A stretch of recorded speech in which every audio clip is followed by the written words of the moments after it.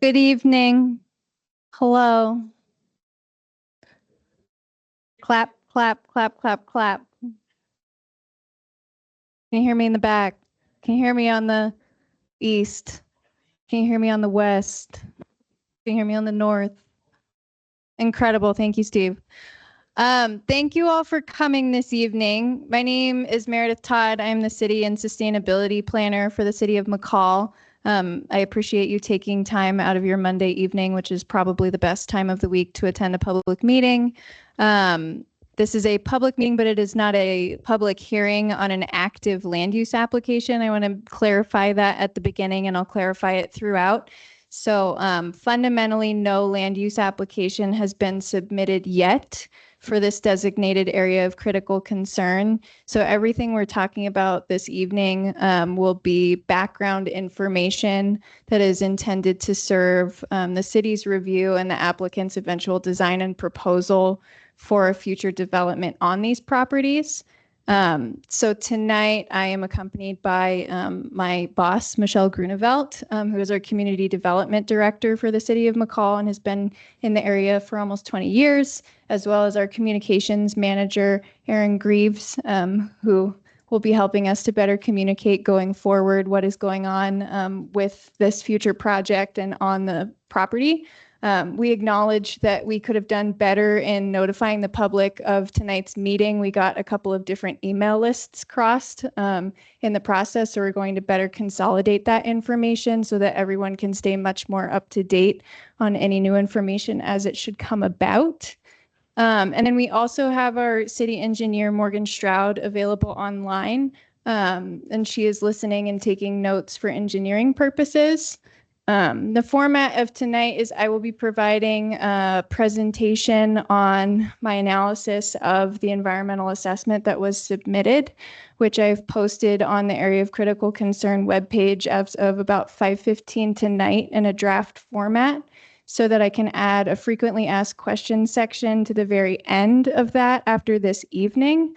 We plan to collect your questions that remain after this presentation so that those can be added to that document to finalize it before it's transmitted to the property owner and his development team so that they can utilize it in their project design process.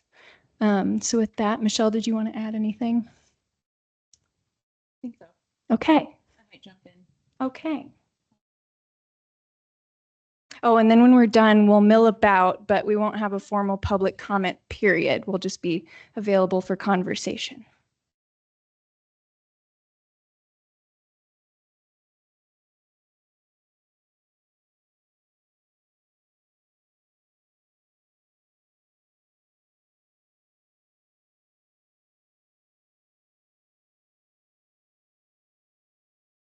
Okay. So this is regarding a designated area of critical concern for which we've received an environmental assessment.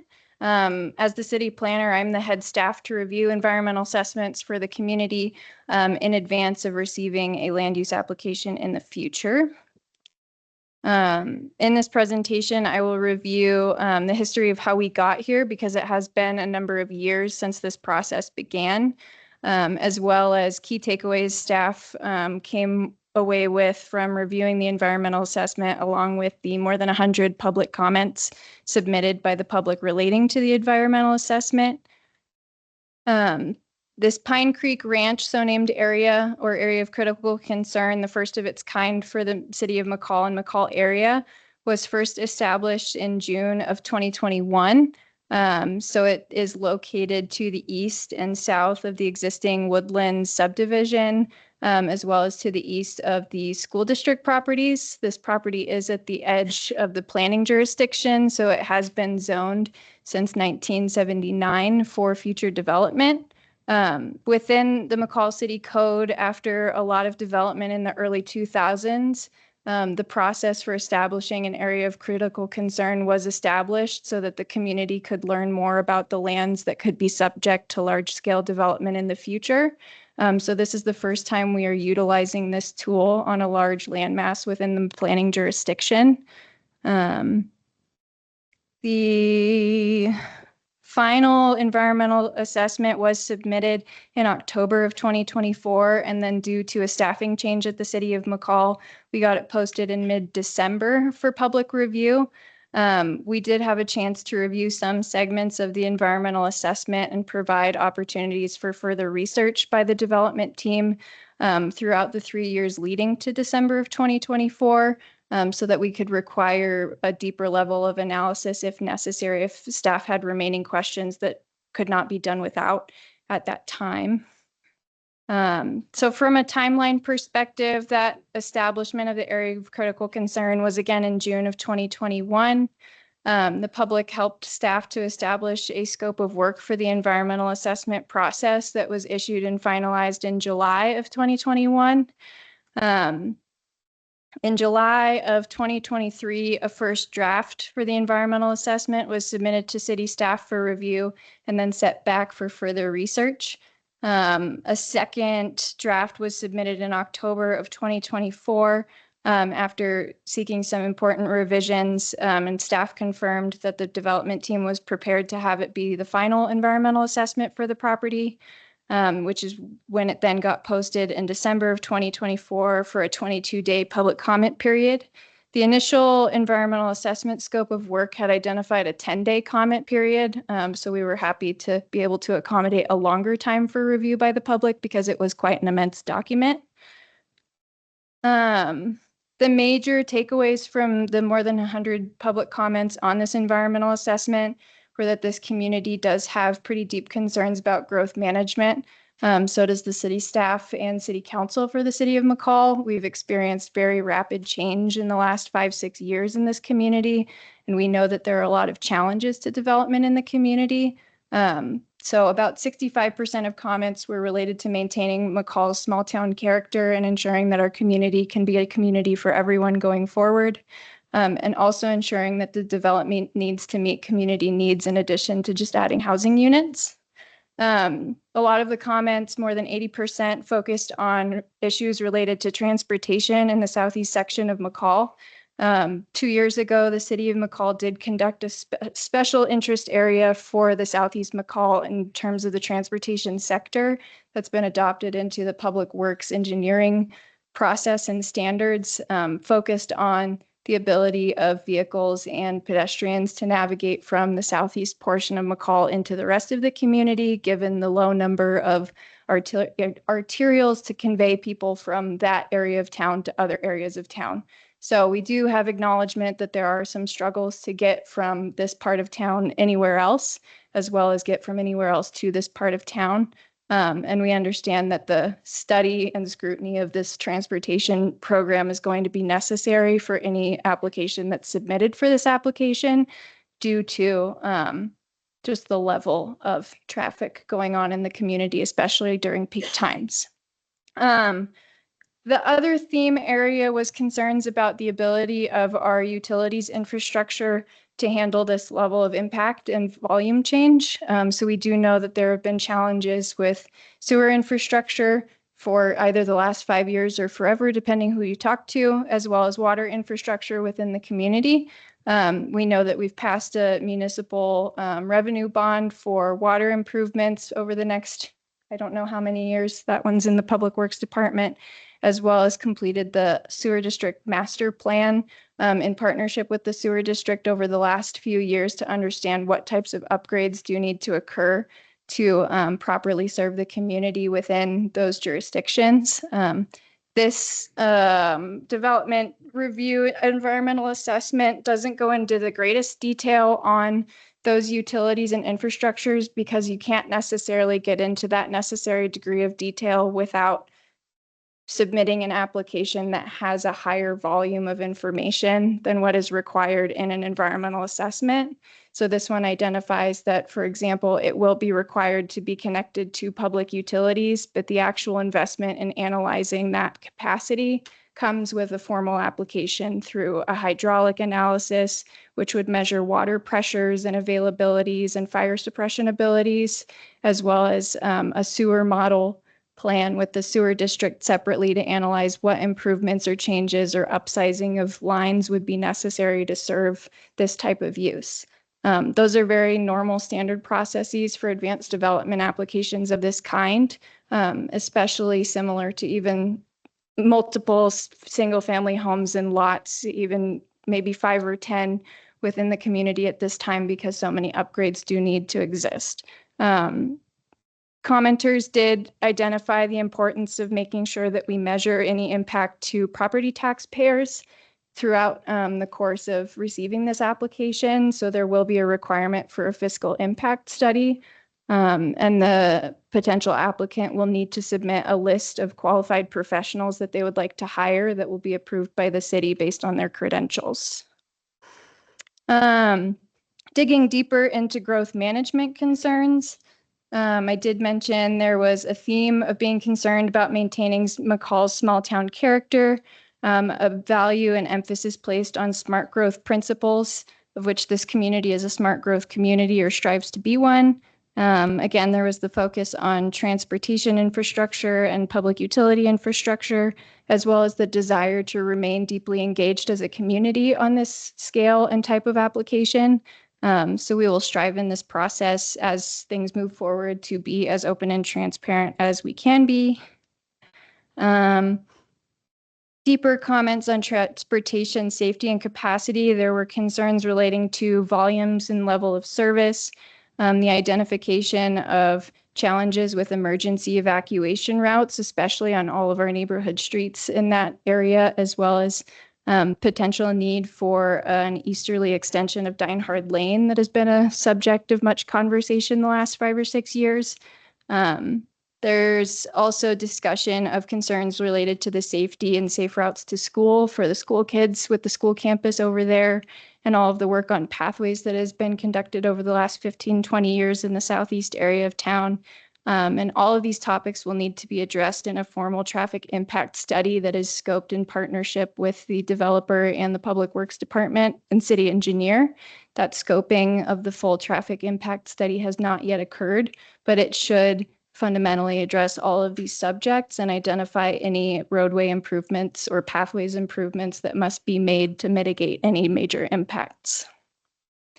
Again, regarding water infrastructure, sewer infrastructure, road and pathway infrastructure, in addition to seeing the civil engineering side of how could those things be built, it will be required to address how will those things be paid for? Will there be an impact to property taxes over a 10-year, 20-year time period? And there are standards within the planned unit development codes for identifying what the time horizon for those fiscal impact study calculations are.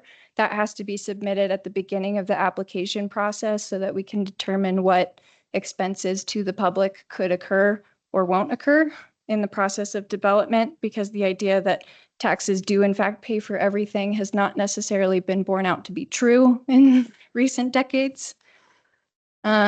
Another theme that's been identified with increasing frequency, both in this assessment, public comments, and the community at large, is the growing risk of wildfire in the community. This is located at the edge within the wildland-urban interface in the community. And so there is risk that there could be wildfire spread or start in this part of the area, as well as any other edge regions in the community.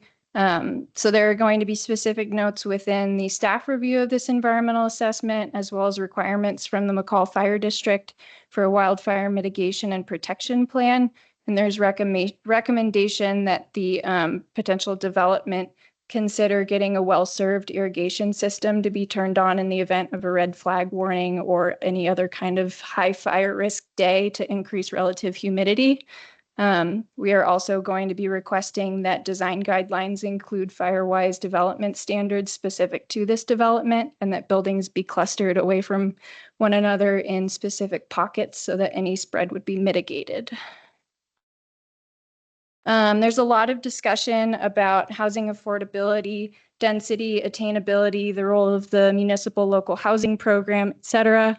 We know that this will probably be a challenging part of an application to balance, given it can be a thing that spreads wildfire to include density, but density is also how you create the most attainable housing. So there will be many, many recommendations from staff within this report that analysis be provided regarding how to apply the local housing program, if there are mechanisms in place to ensure that these housing units do in fact serve the community, rather than just create additional units in the tax base. There are comments related to potential need to rework the proposed density map that was part of the environmental assessment to put higher density areas in closer proximity to public services, as well as how to situate these things in relationship to the forested areas and the wildfire prone edge. I've also included comments in the staff review relating to wildfire insurance policies, as those are frequently changing and evolving over time in this community, including folks on the edges being dropped in recent years. And one of the core components to home ownership and attainability is the ability to have a home insurance policy. So any changes to those opportunities should be included in a comprehensive housing analysis with an eventual application. And Meredith, if I could, for those of you that aren't familiar, we do have a local housing program. And just to give you at a very high level what that entails, it's not an income specific program. What it is the idea is that we want locals to be able to work and live in the same community. So there's something called a deed restriction that's recorded with these properties. There's a financial incentive associated with that. And basically what it says is that unit can't be a short-term rental. It has to be a person who's employed by a McCall area employer. And that's sort of a pretty broad area, but or it could be a senior or a person with a disability. And there's a program for rental units, and there's also a program for sale units. So I just want to be clear about that, because sometimes those terms get thrown around and people don't really know what that means. But that's a locally created program. Some of the funding for that program comes from our local option tax, which is collected on short-term rentals and hotels. And the idea is really to sort of provide this housing stock so that we have a workforce that can live here within our community, and we can continue to see, businesses have a workforce and be part of this community. So just a little bit of clarification on what that means. Okay.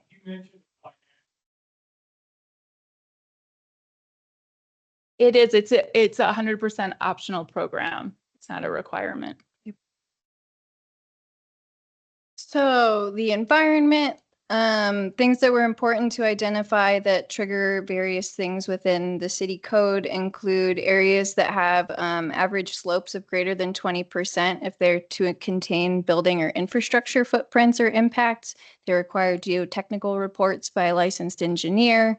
Any water bodies, delineated wetlands, stream channels, etc., have baseline minimum setbacks of at least 15 feet. Alteration to stream channels or wetlands can be pursued via the Army Corps of Engineers, but their permission to do so must be requested as part of the application process. So there wouldn't be able to be any mitigation or changes to the site, especially the water bodies and conveyances on the property, without having a licensed engineer involved and having it be approved through the process. So no advanced changes to water resources. There are significant tree stands identified within the environmental assessment, but it's unclear whether there were just 9 trees of significance or whether there's many more than 9 trees within multiple stands.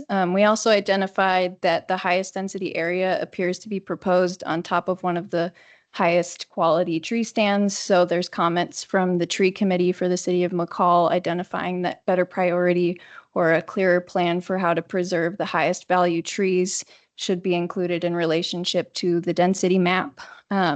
Additionally, there was some discrepancy within the report over whether there is presence and migration of wildlife, including elk, through the subject property. It appears that there are large animals, small animals, various animals and wildlife of different sorts that migrate through the property.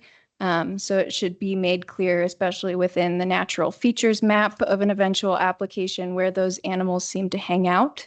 and consideration of any conservation easements and clustering buildings away from where the animals like to behave. Staff does also acknowledge that property zoned for development usually impacts where wildlife do their thing into the future.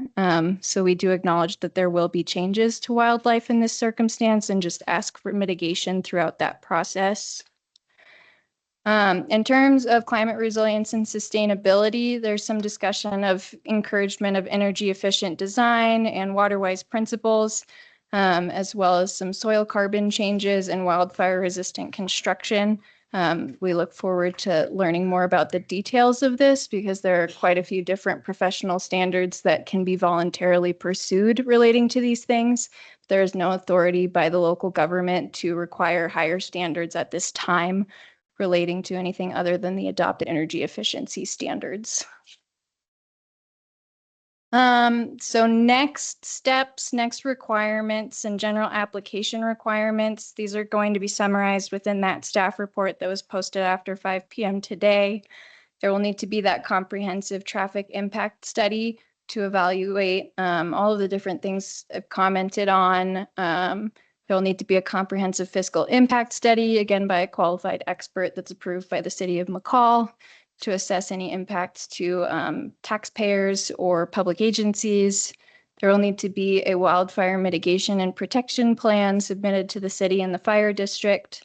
And then in terms of the process for the public to understand, this is where we break into the fun, how does land use civics work? So one of the first requirements that will begin the formal application process is the requirement for a neighborhood meeting to be hosted by the future applicant.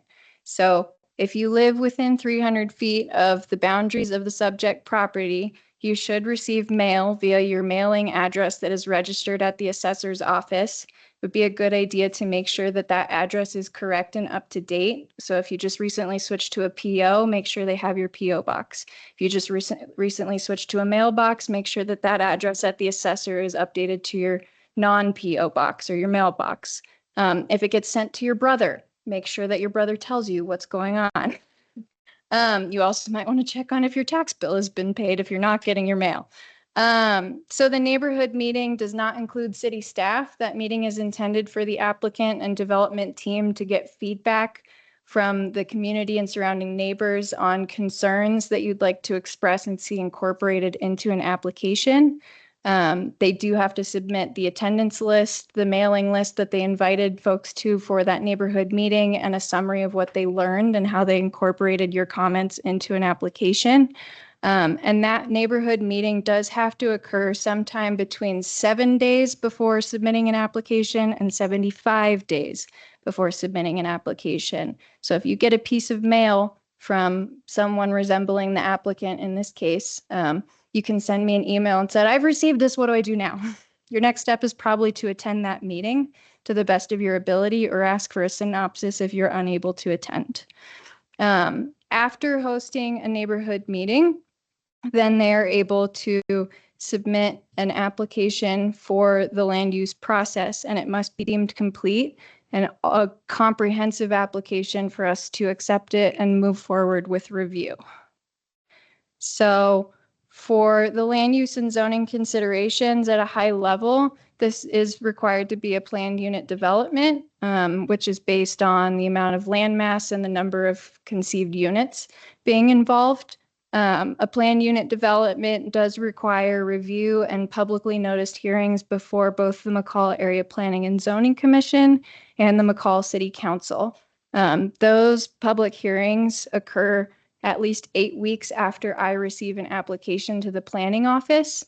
So if you're starting to hear of the neighborhood meetings and want to know more, want to know whether an application has been submitted, you can reach out to myself in the planning office and just say, do you have an application yet?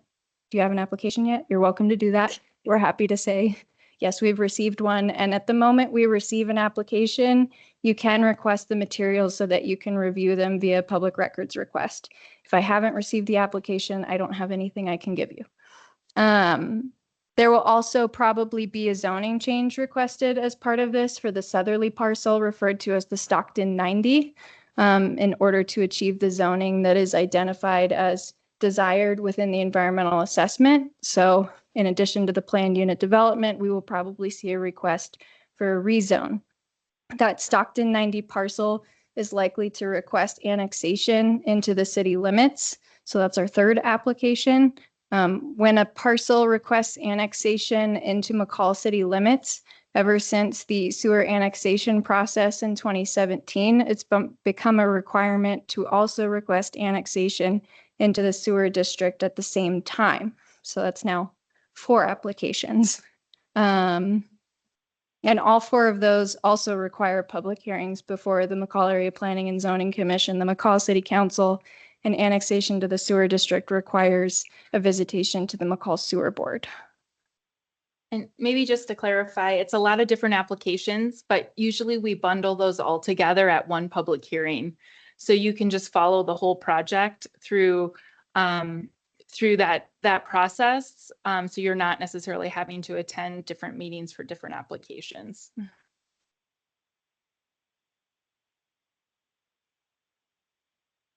Mhm. City Council, yeah. Yep. And then I've listed all of what's considered the first phase. Oh, go ahead. Mhm. That it was annexed in. Mhm. The main road Mhm. that go into that is Stockton Drive. Mhm. Does that mean that all of Stockton Drive, Stockton Court would also be annexed? No, no, only the parcel itself.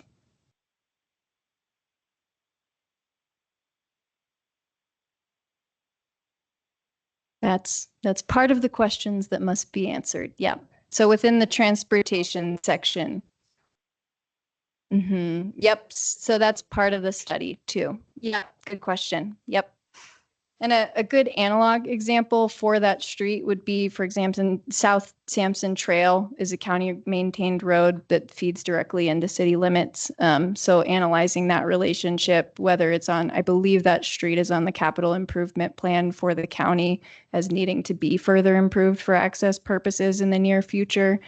So describing that in depth and with engineered cost estimates will be a requirement of the application process. Good question. So I've made, oh, where's the other one?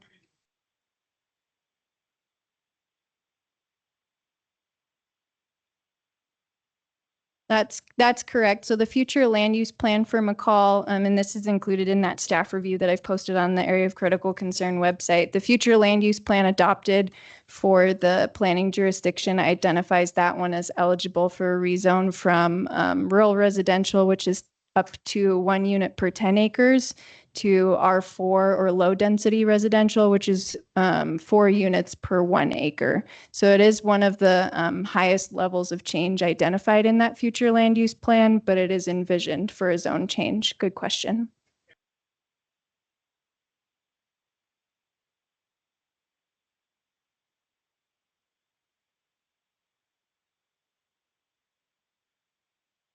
That's correct. It's an average density. Yep. Other questions? Okay.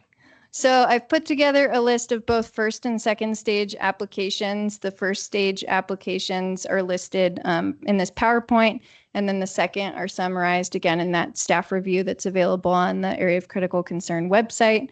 So there could be up to 6 or 7 applications that need to be bundled within a first stage submission.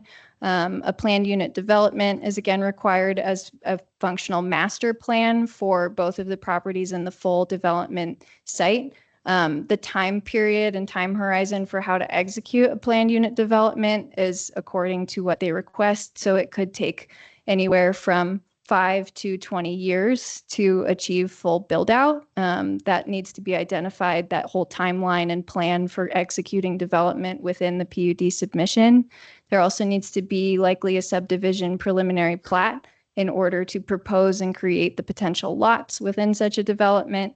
Additionally, annexation is expected in this for that Stockton 90 parcel. the rezone or zoning map amendment to go from rural residential to R4, if that is desired for the Stockton 90 parcel, would be required on the front end. And then each of those applications require a development agreement to be submitted outlining the requirements of the developer in improving infrastructure or contributing to the park system. All of that has to be outlined, and the phasing plan or timeline for the proposal has to be recognized within that document.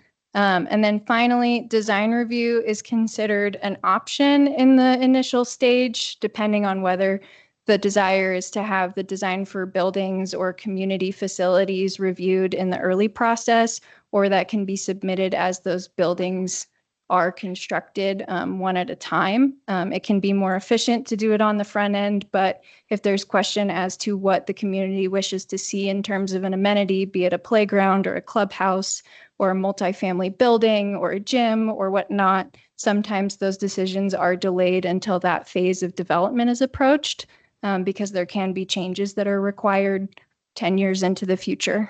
And then finally, a conditional use permit could be required, but that's usually looped into the plan unit development process. So any analysis of conditional uses, which include anything from schools to recreation facilities to what else is pretty normal? Trail systems. Trail systems, any particular uses that aren't single family homes or residences within a residential zone require additional analysis. But those uses can be folded into the planned unit development and analyzed in that space. So all of those things will come up for public hearing before the Planning and Zoning Commission first, and then the McCall City Council second, after a recommendation for either denial or approval has been made. And all of that timeline takes anywhere from 6 to 12 to 18 months, depending on what level of detail is presented, what level of revision or change is requested by each of those decision-making boards, and what level of detail is needed by city staff in order to facilitate that process. The average, I think, that we typically see is between 12 and 18 months. But for a development of this scale, I wouldn't be surprised if it takes longer, just given the level of information that needs to be absorbed. So finally, I know that this is not visible or fun to look at for anyone, including myself. These are example flowcharts of how these individual development processes work and flow within the city of McCall and McCall area. These packets are available over there on the work table as you come in the door. And then I can send these out, and they're included as an exhibit in the staff review of the environmental assessment, so that you can see each of the little steps in these processes when there are public hearings mailed with new notices to all of the neighbors, and what small steps are required and included in each of those processes. I think it's also a good recommendation for you to figure out who are the people that really, really love land use planning in your community and neighborhood that you can go to with questions as you are confused what's going on and what stage we're in and what was this letter about. Because every step is important and most steps are a legal requirement. But it can be really, really hard to keep track of for the layman that doesn't do this every day. But you're always welcome to ask me clarifying questions of where are we on this chart right now, Meredith? And I'm happy to let you know or circle it for you, or I can even see us creating like a roadmap web page of where are we on the flowchart. So you have each of those flowcharts within the packet that could be applicable to this property if and when an application is submitted. And then finally, Meredith, I was just going to add, first of all, I think Meredith wants to turn you all into planners. And I think what she's saying is that we try to make it as easy to understand as possible. And some of these steps in this flow chart are actual legal requirements set by state law. And then there's other parts that the city of McCall has built into to add just sort of a better process. So for example, like the neighborhood meeting isn't a legal requirement by the state, but it is by the city. And the idea is that we want the development team and the neighborhood to talk prior to getting to that public hearing when plans tend to be more formalized. And so the idea is to have open communication early in the process to hopefully mitigate concerns or issues that may come up kind of later on in the process. So even this step that we're talking about tonight, this is this isn't a typical or a required step. It was something that was built into the city code to allow for more information and more analysis, and hopefully ultimately a better project, and sort of ultimately a better sort of community feel. So yeah, so we're happy to answer any questions. And if we use terminology, just ask us if you don't understand. We're trying not to be planner dorks, but that happens sometimes. So Yeah. And then the format for probably more than like 1 or 2 or 3 questions, we're just going to mill about the room. And then we ask you to please either submit via this QR code your detailed questions that will come straight to staff, both the city engineer, myself, Michelle, Aaron, city manager, and we'll review them to make sure that if we can answer them, we do, or if we need to forward those along to the development team because they're more specific questions to an application, we can convey those that way. And then we do, if you're not a QR code person, we have on a classic clipboard and pen form that you can fill out your questions in writing instead of typing them into a little box in your hands. Both are totally available. And then on the little flyers there on the side table, there is yet another set of QR codes that will make sure that we get everyone on a consolidated newsletter email list so that we can better communicate when anything is happening, if we've received an application, etc. So I think I could do 2 or 3. Okay. If you're not a QR person, the QR codes will also be links on the Area of Critical Concern website. Did I get that right? Do we want to do like 2 questions? I could do 2 or 3. can I just add one more thing Yeah. too? Just we don't have a formal application yet on this project. But I do want to remind the public that your planning and zoning commissioners and your city council members, they have to follow state law as well. So they can't have, please don't approach them on the sidewalks or in the grocery store and give them your opinion on the project, because they have to do that in a public setting during the formal public meetings. So I know that's probably hard because you want to give them feedback, but we appreciate you being respectful, and that way they don't get into any legal issues either by having kind of these sidebar conversations with anybody. They can't talk to the development team, they can't talk to the general public, and if they do, they have to disclose that in a public meeting. Correct. Yes. It's also why we did not request city council to be here tonight, because it becomes a whole muddy mess very quickly. So we hope you know that they're not here by choice. We just recommended they not muddy their brains with that whole process. And then this presentation and that report will be provided directly to the Planning and Zoning Commission when a pre-application is submitted for the subject property, so that I can describe all of this to them in a formal setting.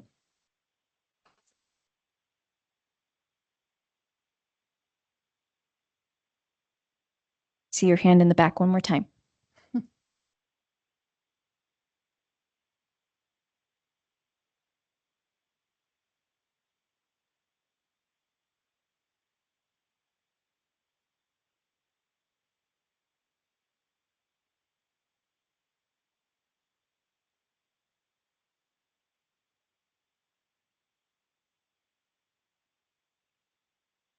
That's kind of where this guy must be.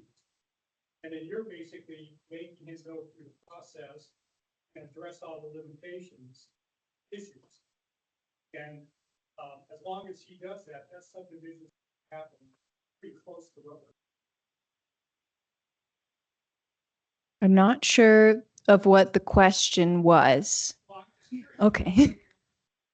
I think that we're in the spot where we're supposed to have baseline information of how the property works. I know that there were potential site plans or layouts involved in the environmental assessment, which staff is continually discouraged to be deeply attached to in the event that revisions are necessary, because if you design before you've actually received feedback, that can be problematic. So we have a hope that all of this feedback will be incorporated and that we might see some changes to those really, really high level plans that were submitted. But in the event the feedback is not really adhered to and we need to pursue revisions upon the submission of an application, we will do so, because the recommendations and feedback we're providing are those that are required to meet the code guidelines for the property. Does that answer your question?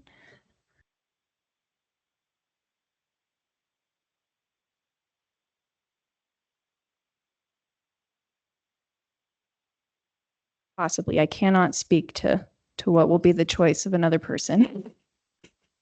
And I think the other piece is, I mean, the challenge with the environmental impact assessment was there was a lot of really specific questions. So the development team had to put together a conceptual design to be able to answer some of those questions.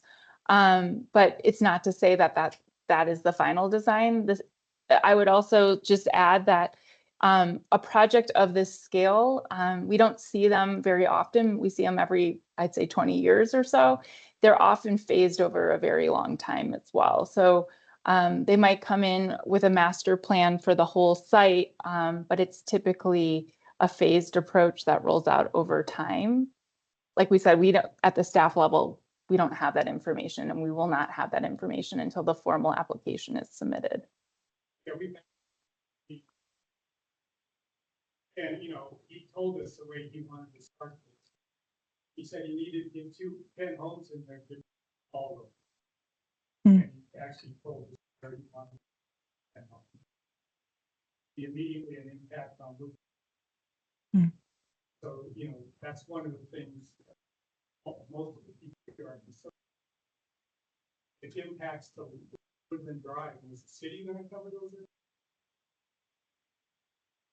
I think as part of the application, one of the things that will be required is a traffic impact study, which will get into, like, once there's an actual specific plan, it'll get really detailed about what are the impacts to local streets, what are the impacts to collectors and arterial streets, and what needs to happen. But we don't have that information yet. And we wouldn't, that's part of the typical application process. This is sort of the pre-study process.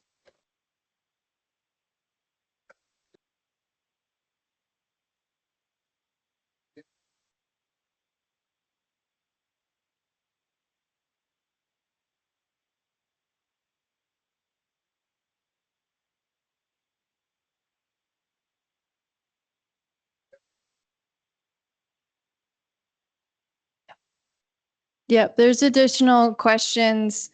There's additional questions posed in the staff review, and I do speak with Barbara Quater pretty regularly, both in relationship to the conservation easement properties and the life estate properties. So we communicate with her pretty regularly and have provided the necessary contact information to stay in touch with her and the family. Thank you. We'll do one more. What do you got?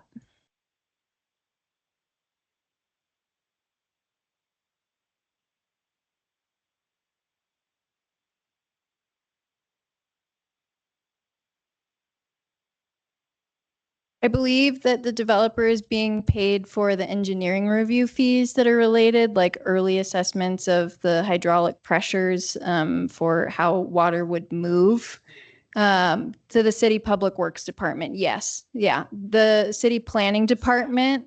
Yeah. So that public works staff, that it doesn't get paid personally. It gets paid into the public works fund for the way that public finance works. I'm not the treasurer, so I'm not sure exactly where the check ends up.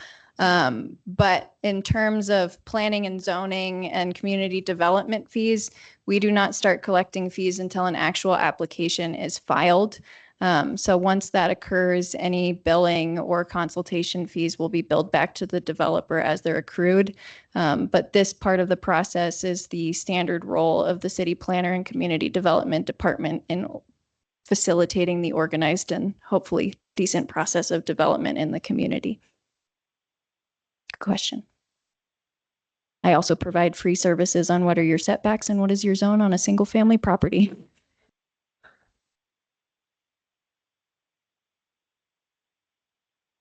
Okay, I think that that'll do it for the presentation, and I'll mill about for a little bit longer. I hope that you all don't stay until 8, but you're welcome to, because we reserved that room long enough.